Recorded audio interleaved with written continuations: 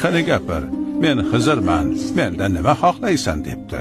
U kishi shoshib qolibdi va bir lahzada kela olar ekansiz, nega meni shuncha uzoq yillar yolvortirdingiz? Tog'i toshlarga chiqib ketib devona bo'ldim debdi. Shunda Xizr alayhissalom egnidagi xirqani u kishining ustiga kiydiribdi.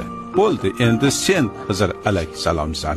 Bozorga bordi, u yerdagi odamlarga ko'rinchi debdi. U kishi bozorga borib, ne ko'z bilan ko'rsinki, kimdir dumli, kimdir shohli, yana kimdir qorni bilan yerda sudralib yuribdi.